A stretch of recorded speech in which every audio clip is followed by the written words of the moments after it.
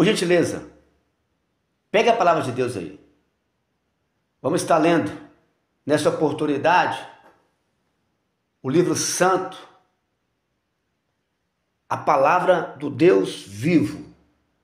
Porque muitos têm servido um Deus morto, que não fala, que não ensina, que não dá instrução, que não orienta.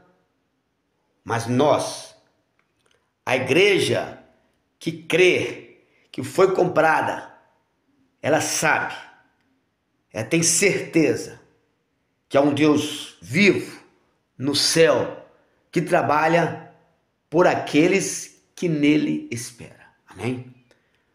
Abra comigo então, Marcos capítulo 16 e o versículo 15 a seguir. Essa mensagem ela tem um título: A Igreja e Sua Missão, que é resgatar vidas, transformar vidas para o reino de Deus. Hoje, quinta-feira, estamos na comunidade cristã resgatando vidas. Olha que nome interessante, resgatando vidas. Porque esse é o objetivo, é o dever e a ordenância que Cristo deu para a sua igreja. Vendo a atuação dos profetas, daqueles que foram antes, transmitiu, levou a palavra de Deus. Cristo veio, nos deixou esse grande legado e nos deu esta incumbência. Então, quem é salvo precisa entender, compreender e para a prática. Porque ficar só nas palavras, discurso, cobrando e não fazendo, é a prática que determina se estamos ou não fazendo aquilo que o Senhor nos pediu. Mas vamos entrar na pregação depois. É só introdução. Acharam aí? Eu vou ler o texto. Marcos 16, versículo 15. E disse-lhes: Ide por todo mundo, pregai o evangelho a toda criatura. Quem crer e for batizado será salvo, mas quem não crer será condenado. E esses sinais seguirão aos que creem. Em meu nome expulsarão demônios, falarão novas línguas, pegarão na serpente e se beberem alguma coisa mortífera, não lhes fará dano algum. E porão as mãos sobre os enfermos e os curarão. Promessa, hein? Para os que creem. Tanto faz o que está pregando ou o que está ouvindo. Porque antes da mudança da prática, primeiro vem ouvir. Quando você ouve, toma posse, valoriza, aí começa a ter algo sobrenatural. É por isso que o apóstolo Paulo, um grande homem de Deus, um evangelista, um homem que tinha compromisso com a obra de Deus, ele disse aos Romanos, no capítulo 10, no versículo 17, que a fé, ela vem pelo ouvir, o ouvir pela palavra de Deus. Não existe fé sem você estar ouvindo a palavra de Deus. Você crê no que não ouve? Não adianta. Por isso, amada igreja, temos que focar. Eu quero agora fazer uma breve oração, preparando os corações do povo, até mesmo que ouviram pela internet, redes sociais, a ouvir essa palavra, porque não ser só ouvinte, como diz Tiago, mas ser praticante. Por isso é de suma importância que nós ouvimos, analisamos e imos para a prática. Amém? Então vamos orar.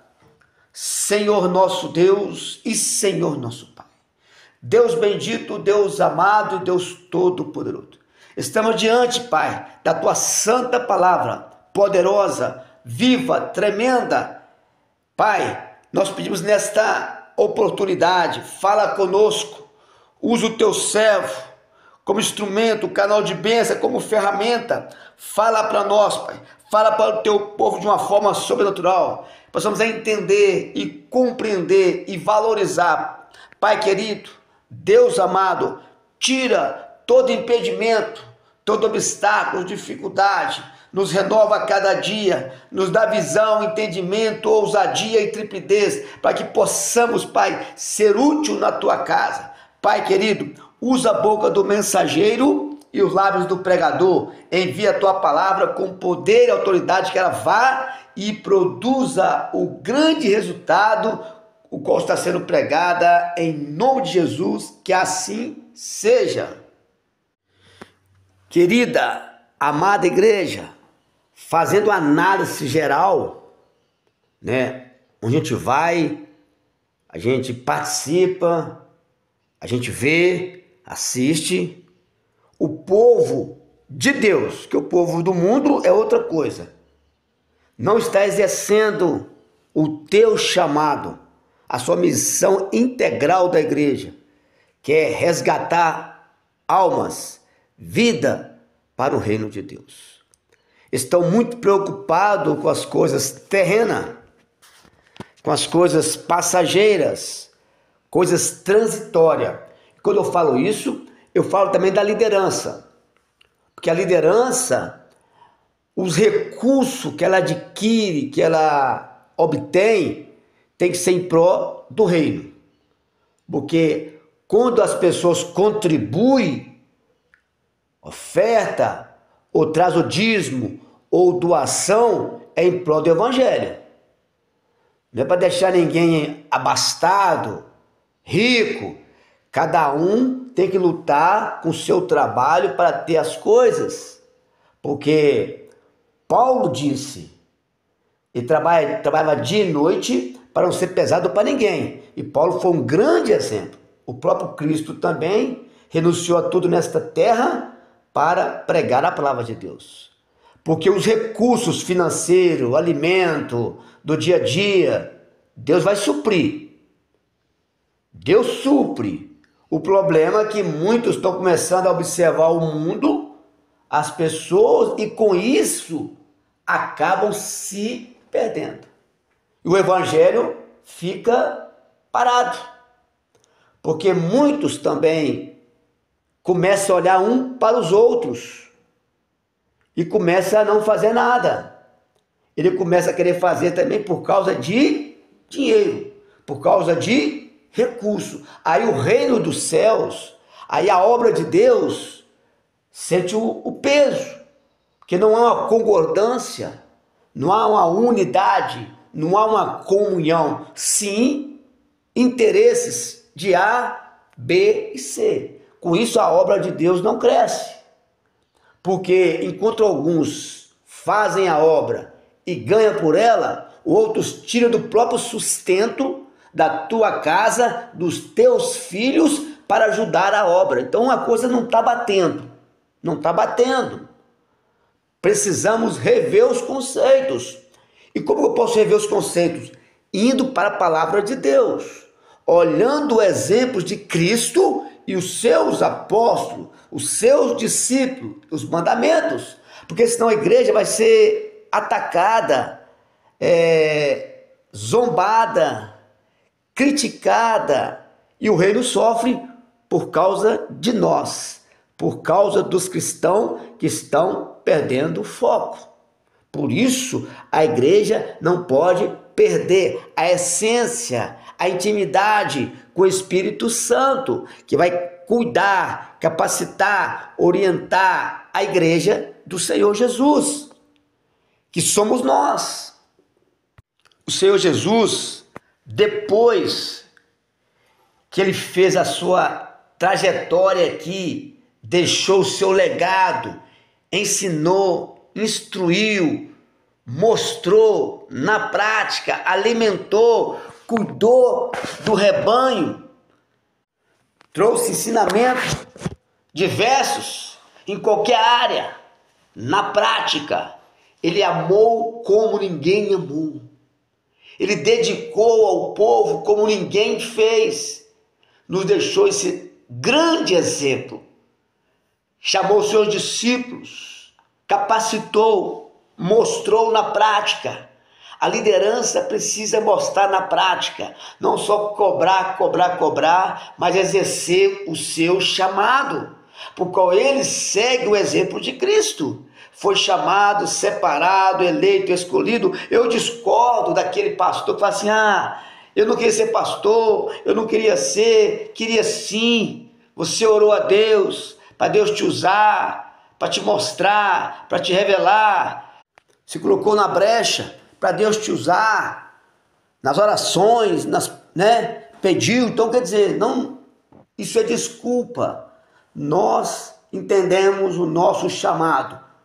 Depois que o homem entende a salvação, a coisa mais importante para Deus é transmitir a outros que estão perecendo, estão caídos, estão fracos, sem direção, tateando. Depois você entende que você está salvo, não é mérito seu, mas é dádiva de Deus. Você começa a divulgar, a mostrar para outras pessoas na prática como é importante, como é valioso, como vale a pena. E por isso a igreja não pode parar de caminhar. Ela foi comprada, lavada e remida no sangue de Cristo. Cristo, depois que ele fez tudo isso, antes de ir ao céu, ele deixou uma ordem para a tua igreja, para os teus discípulos, e nós também fazemos parte deles. Há quem diga que não, porque não conhece Bíblia, não sabe nada de Deus, é um religioso, preguiçoso, incrédulo, porque quando você entende a palavra de Deus, você caminha dentro do centro da vontade de Deus, compreendendo que o mérito não é nosso, mas é do Senhor que nos chamou, nos deu essa oportunidade. Os anjos queriam pregar, mas Deus nos deu esse privilégio. Mas antes de Cristo subir, Cristo deu recado para os seus apóstolos. Está registrado lá em Atos, capítulo 1. Vamos ler comigo?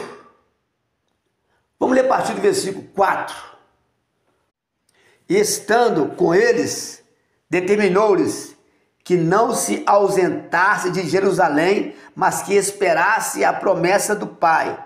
E disse, de mim ouviste, porque na verdade João batizou com água, mas vós sereis batizados com o Espírito Santo, e não muito depois desses dias. Aqueles, pois, que haviam reunidos, perguntaram-lhe, dizendo, Senhor, restaurará tu neste tempo ou no reino a Israel? E disse-lhe, não vos pertence saber os tempos ou as estações que o Pai estabeleceu pelo seu próprio poder. Mas recebereis a virtude do Espírito Santo que há de vir sobre vós, e ser-me-ei testemunha tanto em Jerusalém como toda a Judéia e Samaria, até os confins da terra. E quando dizia isto, vendo eles, foi ele levado às alturas, e uma nuvem o recebeu, ocultando os seus olhos. E estando com os olhos fitos no céu, enquanto ele subia, eis que junto deles se puseram 2 varões vestidos de branco, os quais lhe disseram, varões Galileu, por que estáis olhando para o céu? Esse Jesus, que dentre vós foi recebido em cima no céu, há de vir, assim como para o céu vistes ir. A coisa é séria. Eles viram Cristo para o céu e falaram, ele vai voltar para buscar a tua igreja. Então nós que estamos vivos, que somos igreja, até os que já partiram, estavam na expectativa, vivendo, trabalhando em prol do reino de Deus. Aonde nós entramos nessa? Continuarmos a grande obra, o qual Deus nos orientou, nos capacitou, nos deu uma ordem, uma incumbência. Não é um pedido, se der, se você quiser, se você pode. Você deve fazer, está no imperativo. É uma ordem que precisa ser executada.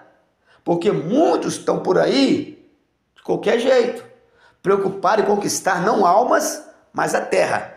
Esquecendo, quando o Senhor diz para Pedro, lá em Lucas capítulo 5, depois da pesca maravilhosa, que estavam aflitos, decepcionados, chateados, tinha pegado nada, preocupado, cabisbaixa, Jesus mostrou para ele, fez o milagre da grande pesca maravilhosa, muitos peixes alcançaram, Pedro ficou emocionado, ficou satisfeito e com muito temor. Aí, Lucas capítulo 4, versículo 8, fala assim: e vendo isso, Simão Pedro prostou-se aos pés de Jesus, dizendo: Senhor, ausenta-te de mim, porque sou um homem pecador. O espanto se apoderou dele, ele e de todos os que com ele estavam, por causa da pesca que havia feito. E de igual modo também de Tiago, João, filho de Zebedeu, que eram companheiros de Simão, e disse Jesus a Simão: não temas, de agora em diante serás pescador de homens. Ou seja, o milagre miraculoso daquela pesca fez que Pedro mudasse sua direção, sua intenção, e passou a ser temente a Deus. Daquele dia adiante, ele se tornaria não mais pescador de peixe, mas pescador de homens, de almas para o reino de Deus. Eu aprendo com isso. Não importa o que você faça, Deus quer que você se torne um pescador de homem. Trazer almas para o reino de Deus. Pode ser um engenheiro, pode ser um professor, pode ser um médico, um cientista, o que seja, um gari, ou um pastor, ou um servo, um motorista, não importa. Você tem a incumbência de trazer o povo à presença de Deus. Você tem a missão de pregar o evangelho, porque você foi chamado, é eleito, é escrito no reino dos céus, como cidadão do céu. Você alcançou o favor de Deus, então precisa transmitir àqueles que precisam, que querem.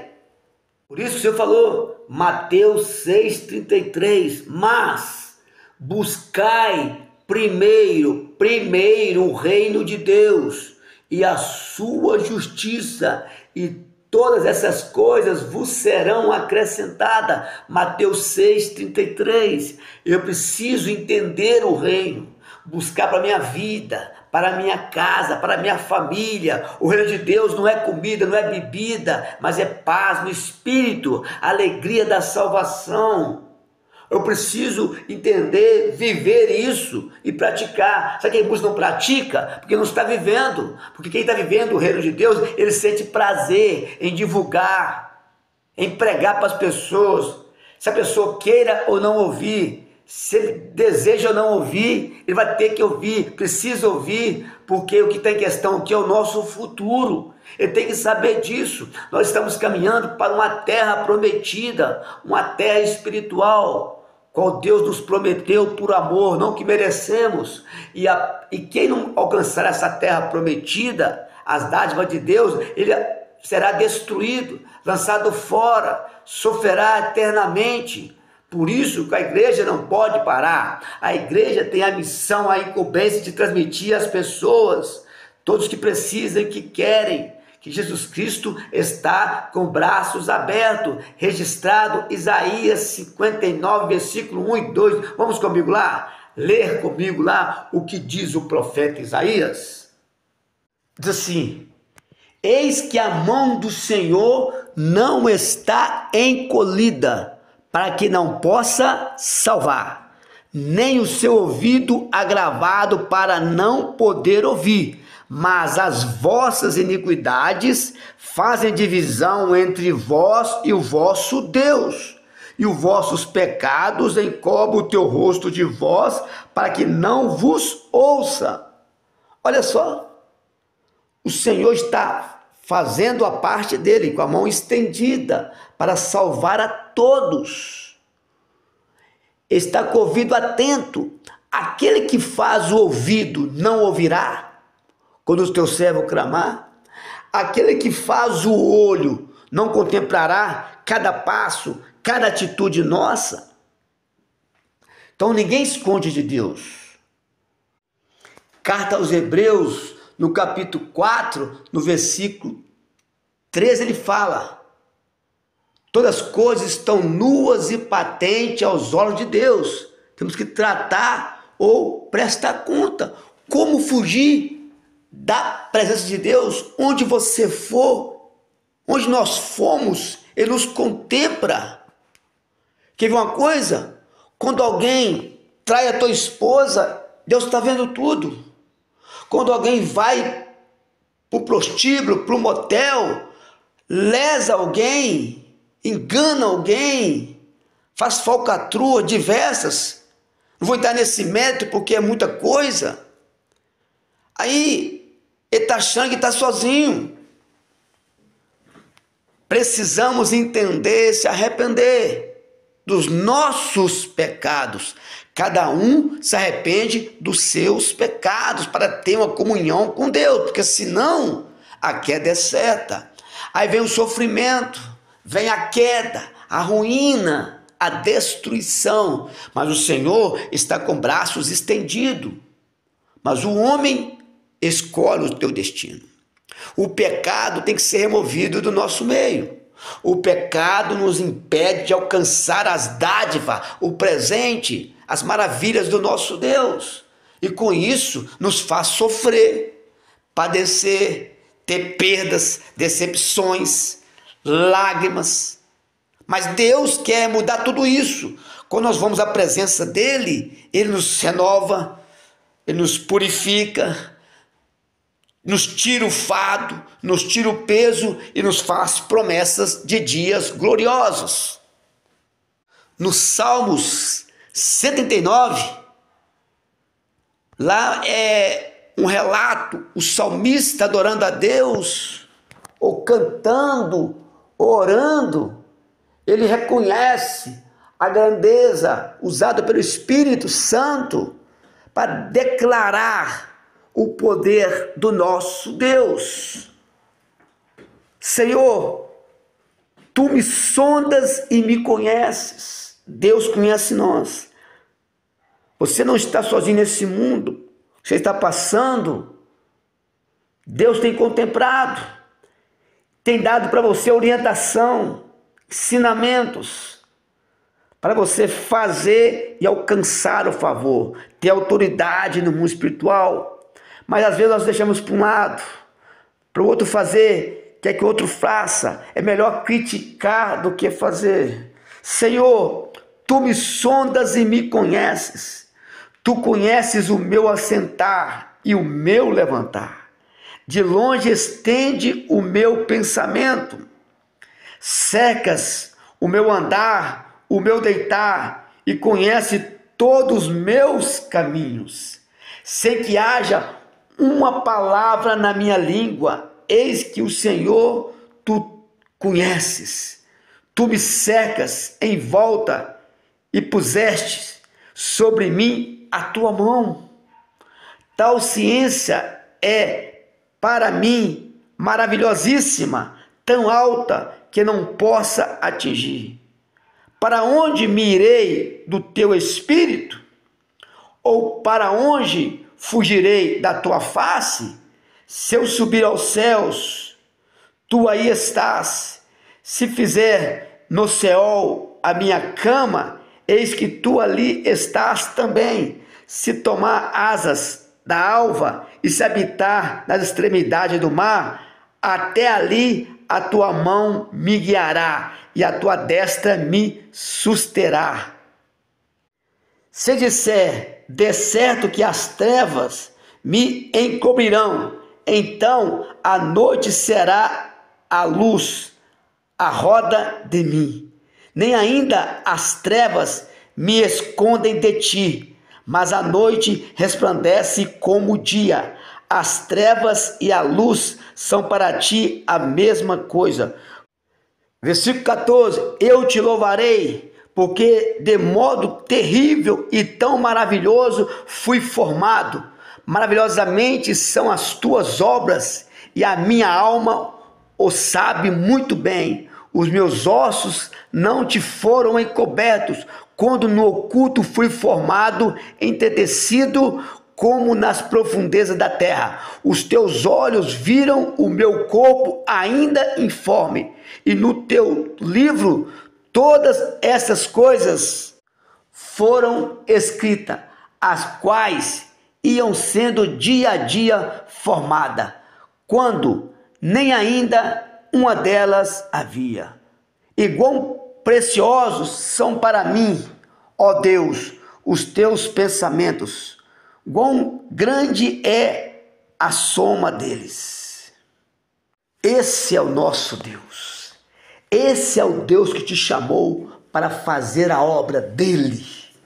Você não pode ficar à mercê no meio do caminho. Precisamos tomar atitude, pedir a Deus direção, fortalecimento. Por isso, segundo as Crônicas, está escrito 15:7: esforçai-vos e não desfaleça as vossas mãos, porque a vossa obra tem uma recompensa. Você vai ser galardoado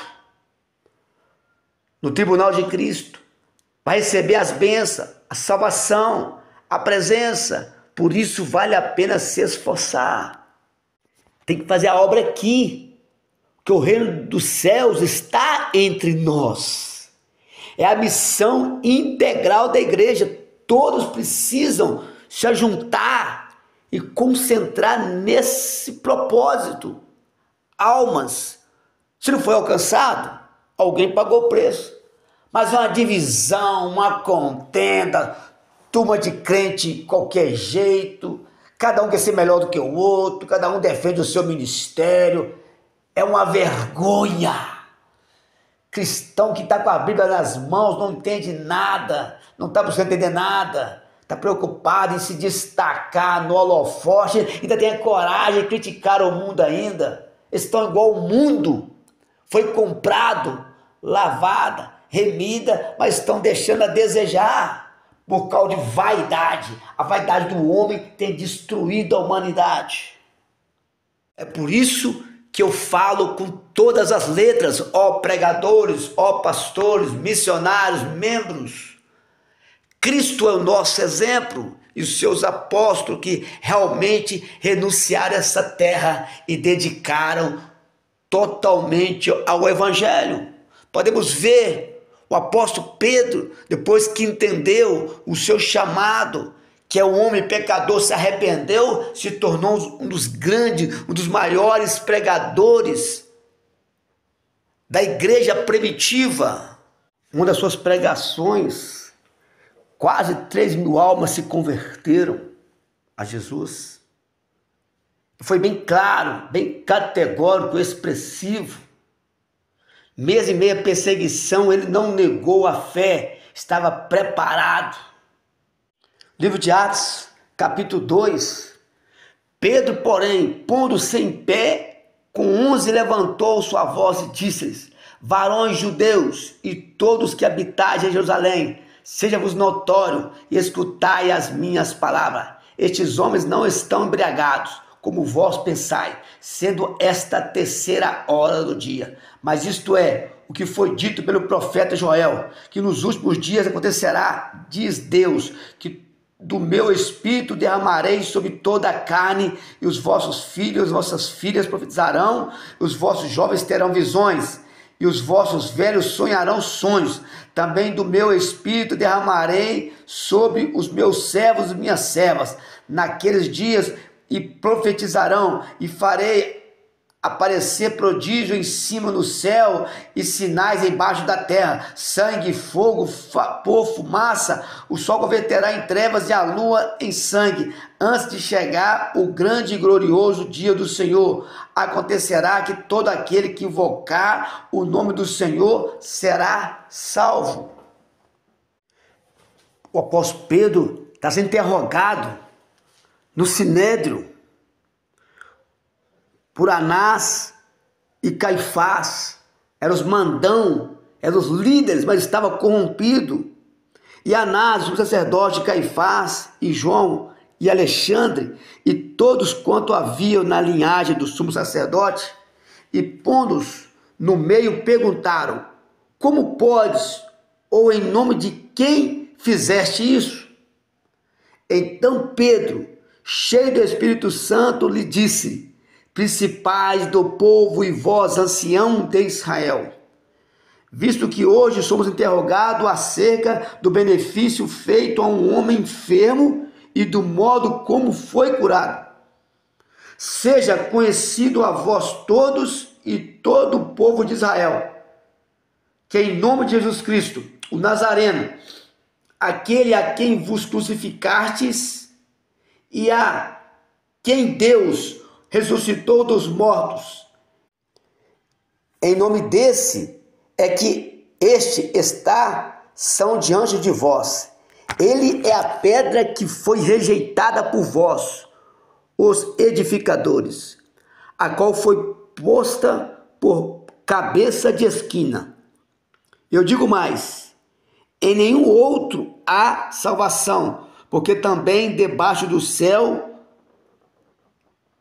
nenhum outro nome há dado entre os quais o homem pelo qual devemos ser salvos. Então eles, vendo a ousadia de Pedro e João, informados de quem era homem sem letras, indouto, se maravilharam e tinham conhecimento de que eles haviam estado com Jesus.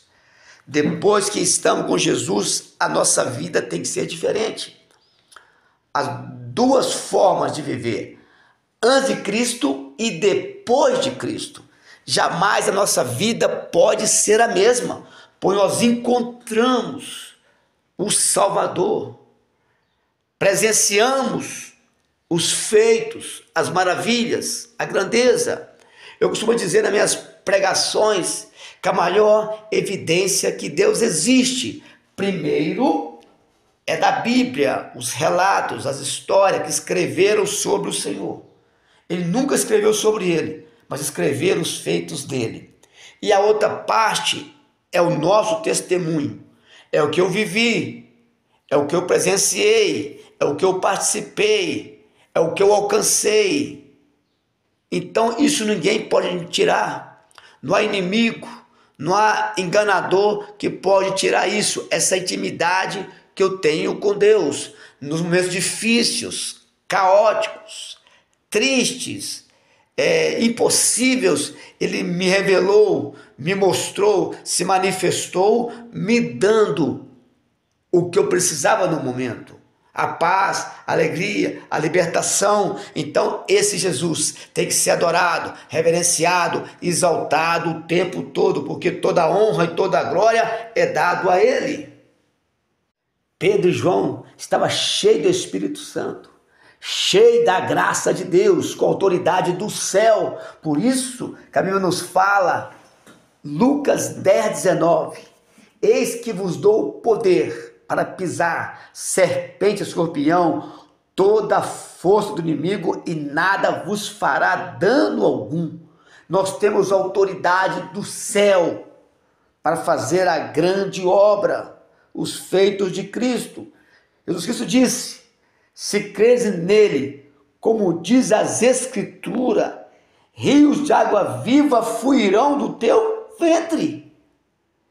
E podemos fazer coisas que ele fez, ou maiores ainda, se realmente vivemos a sua palavra. O problema é que nós não estamos fazendo como ele quer, de acordo com o que ele quer, e com isso perdemos força espiritual, mas se dedicarmos totalmente, faremos coisas extraordinárias. Aqui no Atos capítulo 3, quando Pedro e João iam orar no templo, a hora nona, era trazido um varão que desde o ventre de sua mãe era coxo, o qual todos os dias punham à porta do templo chamada Formosa para pedir esmola.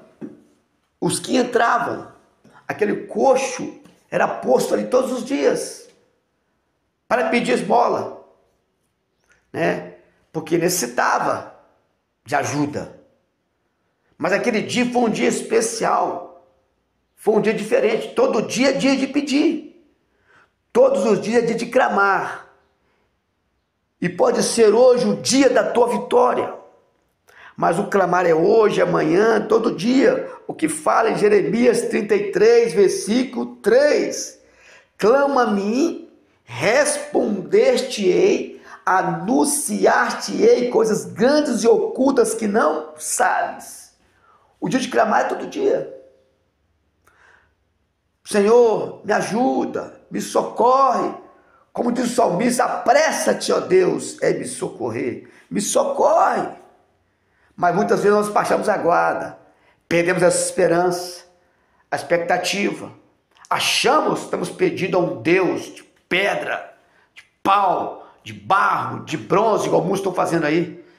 Desde viver a palavra de Deus, para ficar diante de uma estátua que não fala, que não anda, nem sai algum da sua garganta, que tem que ser removida pela própria pessoa, tem que ser limpa por ela, e fica igual a estátua. Me perdoa a explicação, me perdoa, irmãos amados, você que é religioso, que tem essa prática, essa tradição de família, mas a Bíblia condena isso. Salmo 115 fala sobre isso. Fala que os mortos não louvam o Senhor, nem os que descem à região do silêncio. Precisamos entender a palavra de Deus e a praticá-la. A Bíblia condena tal prática, mas a tradição, a religião, ela defende isso. Mas quem que manda mais? Deus ou a religião? Quem que manda mais? A ordem vem de quem? Do Vaticano ou do céu? Eu estou com o céu, e você? Aí o coxo, no versículo 3, ele vendo a Pedro e João, que iam ao templo, pediu que lhe desse uma esmola. Ele pediu. Foi um dia como os outros. Aquele dia não. Aquele dia era o dia da vitória, se ele cresce. Pedro, com João, fitando os olhos nele: olha para nós. Aquele homem estava lá, com a mão estendida, querendo uma ajuda. Mas aquele dia foi o dia que Deus determinou para a vitória dele. E como Pedro e João estavam cheios da graça, por isso a importância de eu e você estamos cheios da graça, cheios do Espírito Santo, porque Deus pode nos usar a qualquer momento que Ele quiser. Você tem que estar na liberdade do Espírito para te usar. Se você está envolvido, inserido no reino, qualquer momento o Senhor pode usar você para fazer um grande milagre. Olha só, tinha um homem doente, um coxo, e Deus no seu trono, e dois homens cheios da graça, cheios da presença de Deus, é que fez a diferença. Então esse vínculo, essa união, essa unidade que gerou o milagre. Se Pedro e João não tivessem preparado, como é que seria? Mas graças a Deus, essa história é muito linda. Pedro e João, fitando os olhos nele, olha para nós. E olhou para eles, esperando receber alguma coisa. Ele só queria uma ajuda. Mas Deus tinha muito mais para ele. Muitas vezes, nós vamos a Deus para buscar algo. E Deus tem muito mais para nós. Que as promessas de Deus são cumpridas em nossa vida. Porque você pode esquecer que você pediu a Deus orou a Deus, mas Deus não esquece. Tudo na hora certa vai acontecer. Por isso que o apóstolo Paulo, escrevendo aos Efésios, no capítulo 3, no versículo 20, ele diz assim: ora, aquele que é poderoso para fazer tudo muito mais abundantemente do que pedimos ou pensamos, segundo o poder que em nós opera. Olha só, fazemos um cálculo, um plano, e Deus faz algo maior. Precisamos entender isso. É o processo de Deus para a nossa vida. O teu Deus é poderoso? O teu Deus é fiel? Aquele homem coxo, desde o seu nascimento, sem esperança, sem expectativa. Mas aquele dia foi o dia da vitória dele, que houve uma unidade. Ora, aquele que é poderoso para fazer tudo muito mais abundantemente, além daquilo que pedimos ou pensamos. Deus, ele sempre nos surpreende. Então, toma posse, valoriza. E Pedro disse: não tenho prata, nem ouro, mas o que tenho, isso te dou. A igreja pode não ter dinheiro, não ter fortuna. Quando eu falo igreja, estou falando de cada membro, porque a igreja tem patrimônio sim, mas estão fazendo o que com o patrimônio? Não tenho ouro nem prata, mas o que tenho eu te dou, o mais precioso. Isso te dou, em nome de Jesus o Nazareno. Levanta e anda. Determinou a fé ali. Ele creu, movido pelo Espírito Santo. Houve um grande milagre, estupendo, miraculoso. Por quê? Deus queria operar e achou 2 homens dispostos a ser usados pelo Senhor.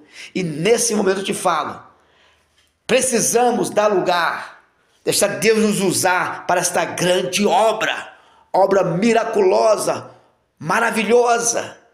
Temos que dar liberdade. O apóstolo Paulo, escrevendo uma das suas cartas, ele disse: não embriagueis com vinho, onde há contenda, desilusão, mas enchei-vos do Espírito Santo. O homem cheio da graça, ele faz maravilhas em nome de Jesus, porque a honra e a glória é do Senhor dos Exércitos. A Ele toda a honra e toda a glória. O salmista nos escreveu o Salmo 113, louvai ao Senhor, louvai servos do Senhor, louvai o seu nome. Seja bendito o nome do Senhor, desde agora e para sempre. Quem é como o Senhor, nosso Deus, que habita nas alturas, que se curva para ver o que está nos céus e na terra, que do pó levanta o pequeno e do monturo ergue o necessitado, para fazer assentar entre os príncipes, sim, com os príncipes do seu povo, que faz com que a mulher estéril habite em família e seja alegre mãe de filhos. Louvai ao Senhor. Salmo 111, louvai ao Senhor de todo o coração, na assembleia do justo e na congregação. Grandes são as obras do Senhor, procuradas por todos os que nele tomam prazer. Glória e majestade há em sua obra, e a sua justiça permanece para sempre. Este é o nosso Deus. Salmo 106, louvai ao Senhor, porque Ele é bom, porque a sua benignidade é para sempre. Quem pode referir as obras poderosas do Senhor? Quem anunciará os seus louvores? Bem-aventurados que observam direito, o que praticam a justiça em todos os tempos. Este é o nosso Deus, zeloso, perfeito, amoroso, fiel.